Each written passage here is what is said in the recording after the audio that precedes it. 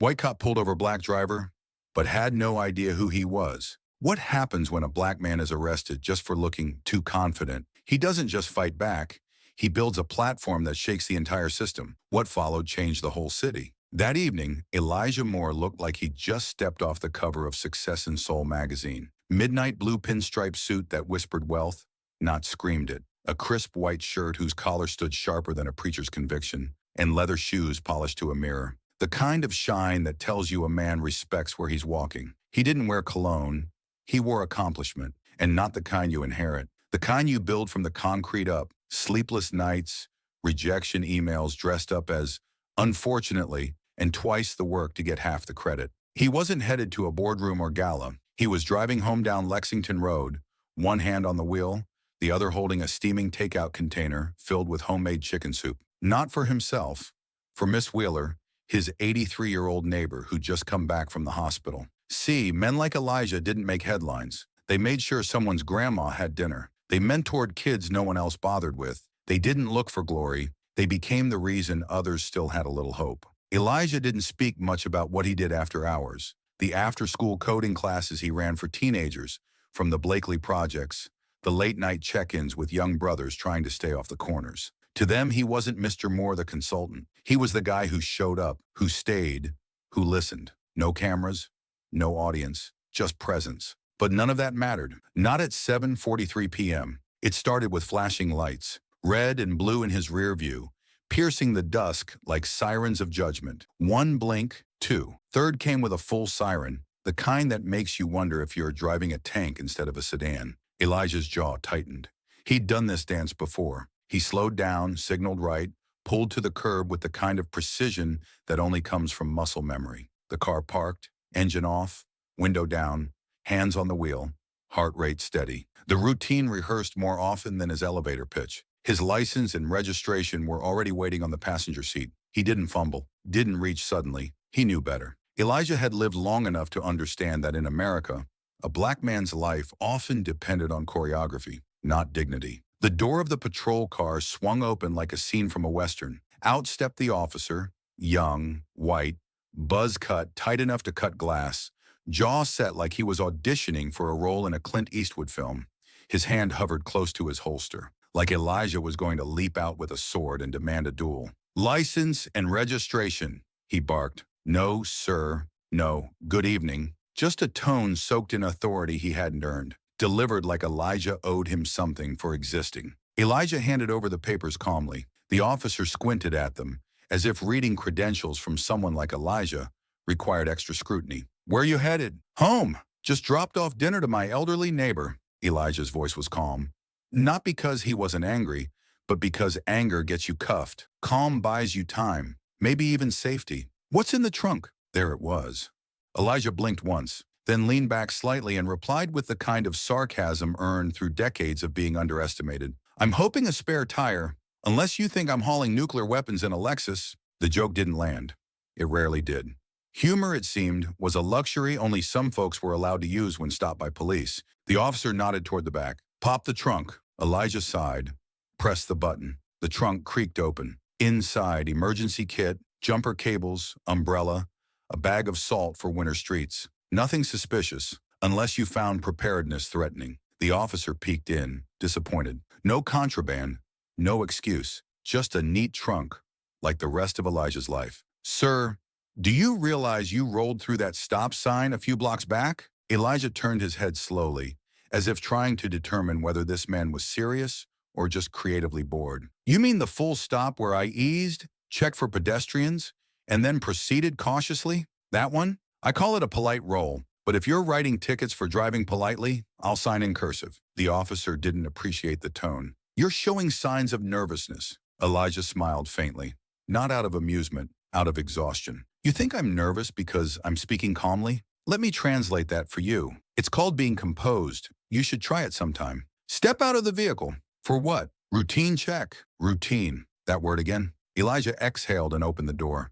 Stepped out slowly, not because he had something to hide, but because people like him don't get second chances if they move too fast. He stood tall, straightening his blazer, like he was stepping onto a stage he never auditioned for, but had been cast in his whole life. Across the street, a small crowd had started to gather, not with anger, with curiosity. A young couple paused mid-conversation. An old man walking a dog stopped and squinted. A teenage boy with a scooter froze, gripping his handlebars tighter than usual. But one person, Harrison Burks, a retired attorney who lived a few blocks over, did more than just watch. He took out his phone, hit record, because he knew what was coming next. The officer circled Elijah like he was a suspect on a TV show. No urgency, just that slow, performative patrol dance. Any weapons on you? No, officer, just patience, though it's wearing thin. The officer told him to stand by the curb, then walked around the car again, as if waiting for something, anything, to justify the power he so clearly wanted to use. Elijah stood there, back straight, hands behind him, not because he had to, but because that's how he carried himself.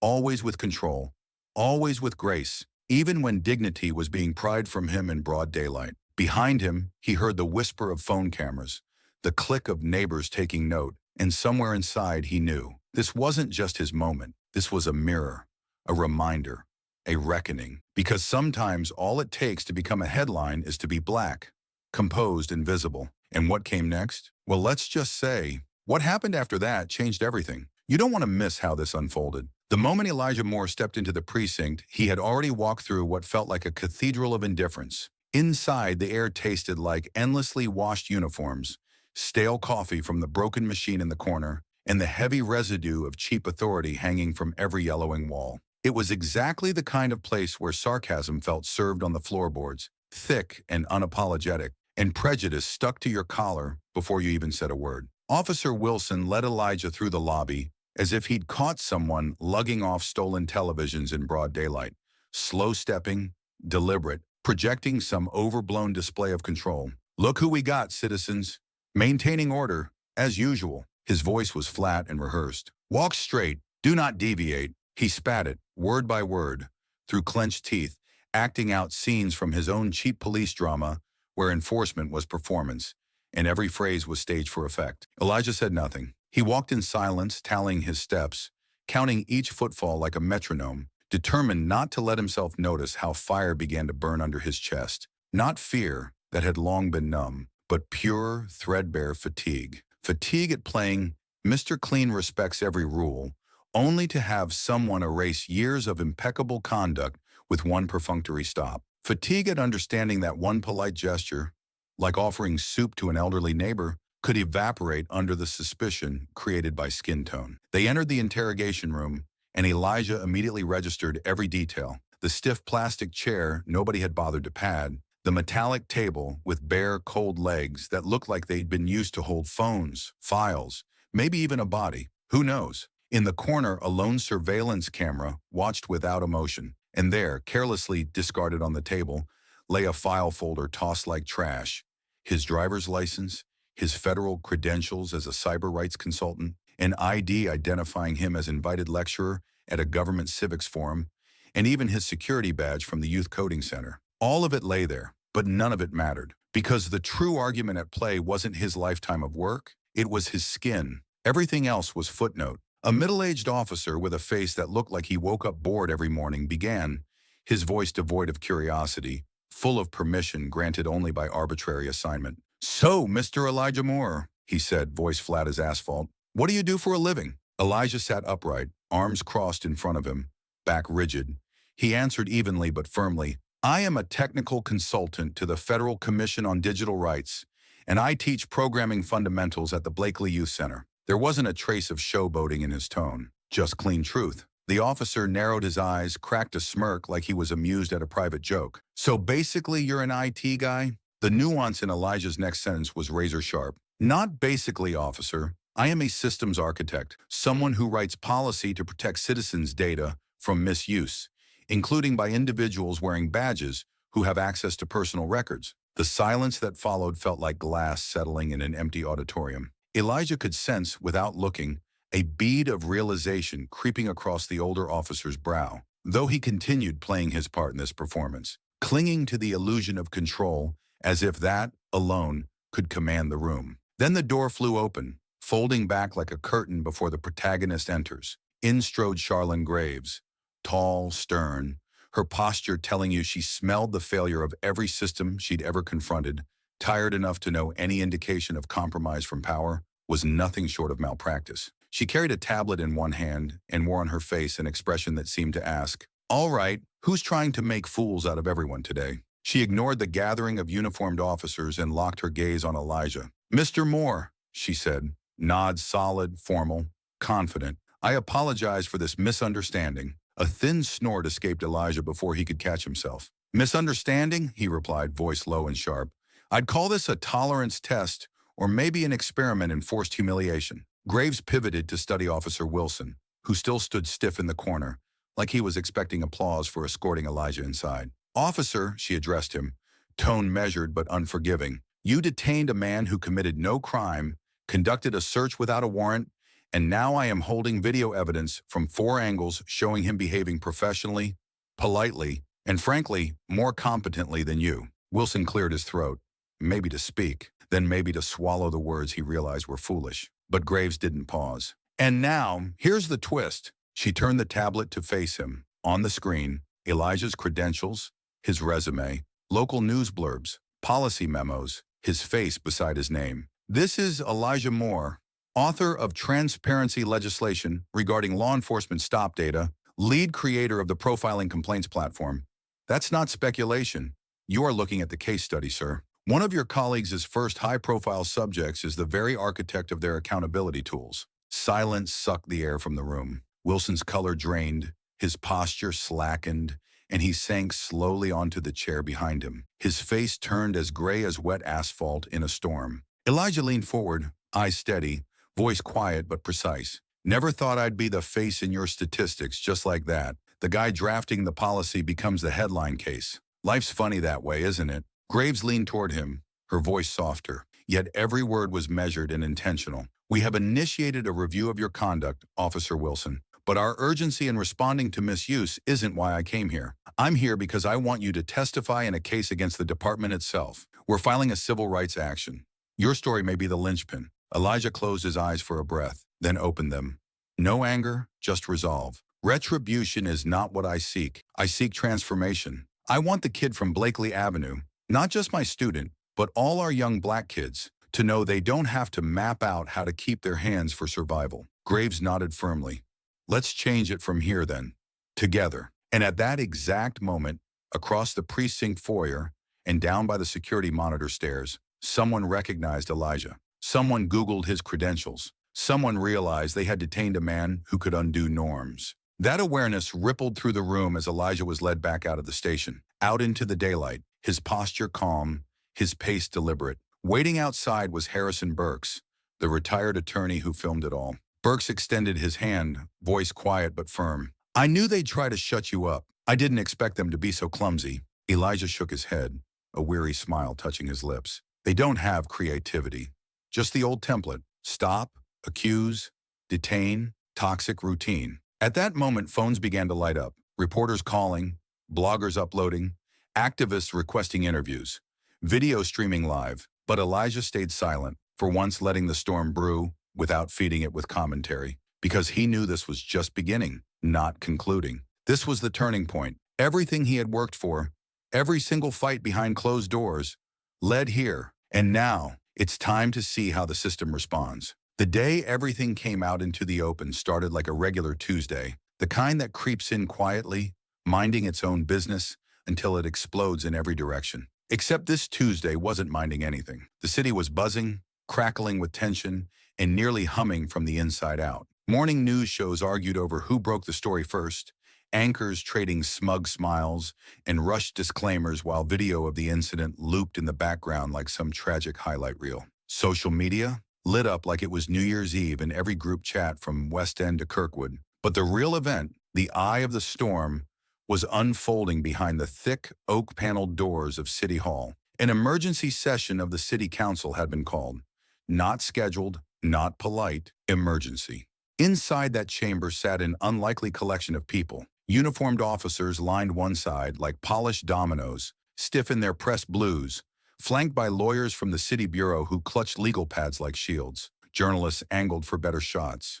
Community leaders sat with arms folded tight. But the real pulse of the room came from the back rows. Black residents of the city, folks who had lived long enough to know that hands on the wheel wasn't just a driving tip. It was an ancient ritual, a survival code passed down through generations. And there at the front of it all stood Elijah Moore. He didn't come with a campaign speech. He didn't hand out booklets or pull PowerPoints. He came with truth, and he came with the kind of fire in his eyes that belongs only to those who have been pushed so many times they forgot how to stand quietly. "I was pulled over," Elijah began, voice clear, paced like a sermon, "because I was black." No hesitation, no theatrical pause, just reality. Not because I broke a law, not because I matched a description, because I was driving a nice car, wearing a tailored suit, and looking, apparently, too confident.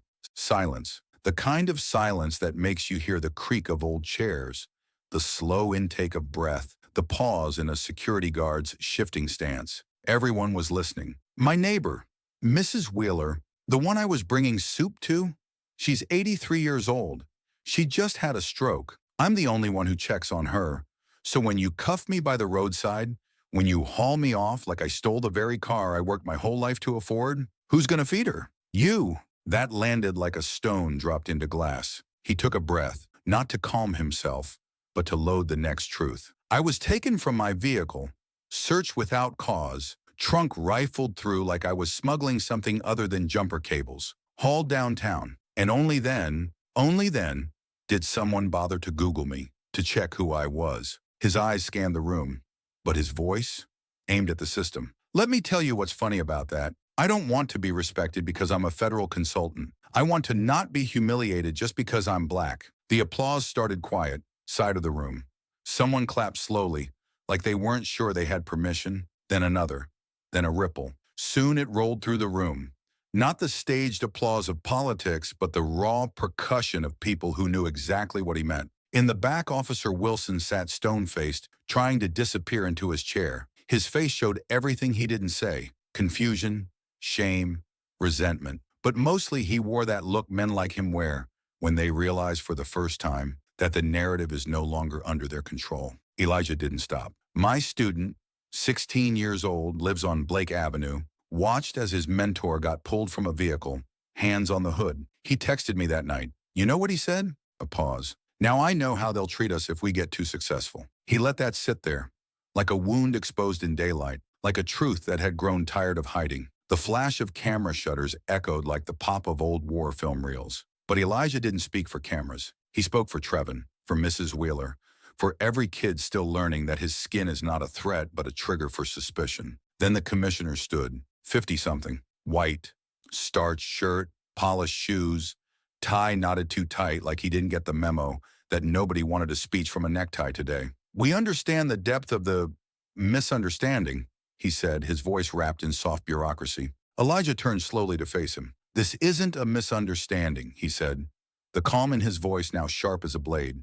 This is a system. He stepped closer to the podium, letting the numbers hit with force. 254 complaints of wrongful stops filed in the past year, 226 of them from black residents. You think that's a coincidence? That's not a pattern. That's a diagnosis. The commissioner mumbled something about reforms and listening, but it was already too late, because right then, as if the story had waited for the perfect beat, Elijah's platform went live, the one he'd built in silence, the one that collected stories, real ones, from across the city. And suddenly, stories started to flash on the council screen, one after another, projected in bold letters like confessionals. Searched in a grocery store. Officer said I bought too much for someone from my zip code. My husband was thrown to the ground walking our daughter. They said he didn't look like her father. My son never made it to his college interview. Thrown from the car during a routine stop. He's learning how to walk again. The room froze. You could feel the temperature drop. Elijah spoke again, and this time he didn't raise his voice, because the truth didn't need volume. I'm not your convenient black man. I'm not the polite voice at the round table who swallows your, we're sorry for the inconvenience. I'm the one who says, this is enough. A man rose from the crowd, old, hat tipped forward, cane in hand, skin weathered from decades of protest, from sun and sweat and surviving eras that would have broken lesser men. I saw them take my brother in '67, and I saw them take his grandson last year. Thank you, son. Thank you for standing. And then people stood with him.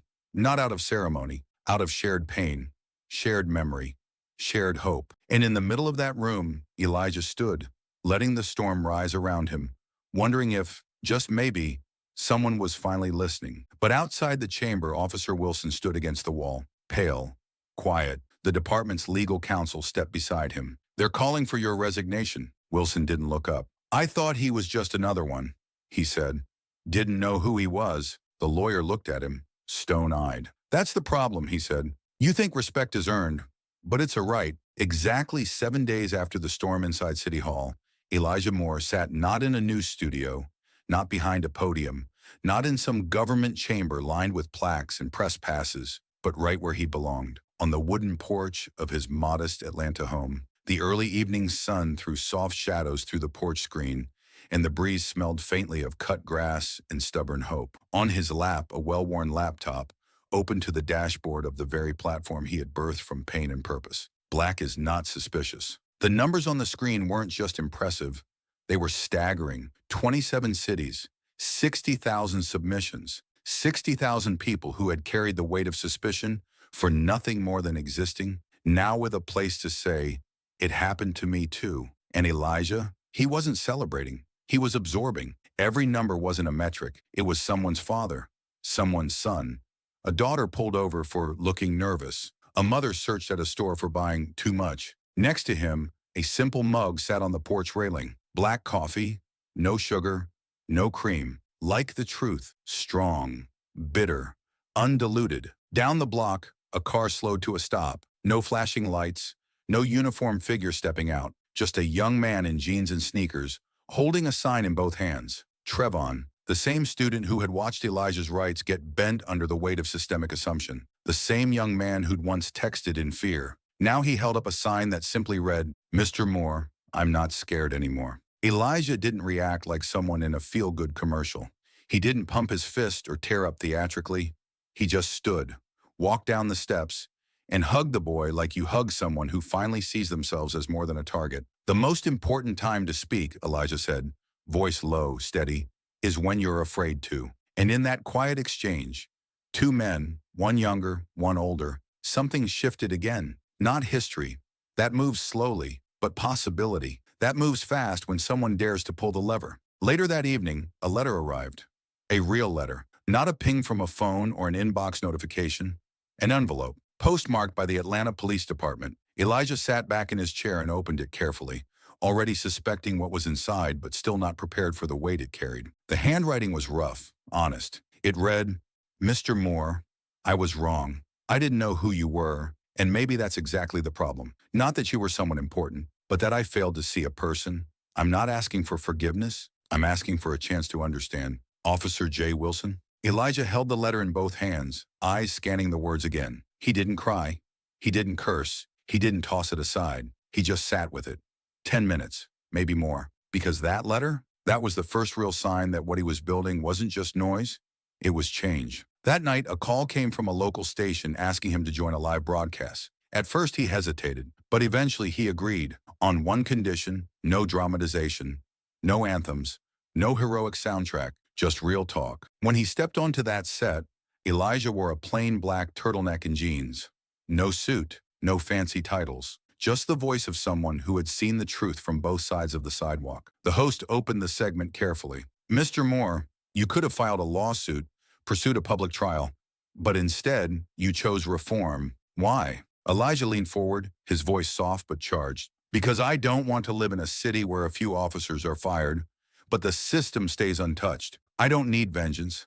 I need vision. I need every officer out there to look at someone like me and see a person, not a profile. That man you're stopping, he might be your daughter's teacher, your nephew's mentor, or maybe he's just a man trying to get home without explanation. And Officer Wilson?" The host pressed gently.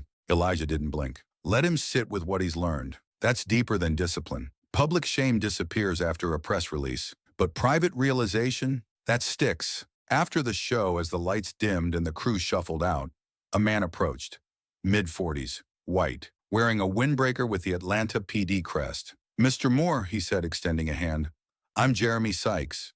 I've just been appointed head of officer development and training. And we'd like you to lead our first open seminar on racial profiling. Elijah paused, eyebrows slightly raised. Are you serious? Yes, sir, Sykes nodded. We need officers to hear it straight, not from a PowerPoint, from someone who's been on the other side of the badge. Elijah didn't say yes right away. He didn't leap at the offer. He went home. He sat on it. He weighed the exhaustion it would cost against the lives it might touch. And then he said yes. 3 weeks later, he stood in front of 80 officers, 7 hours.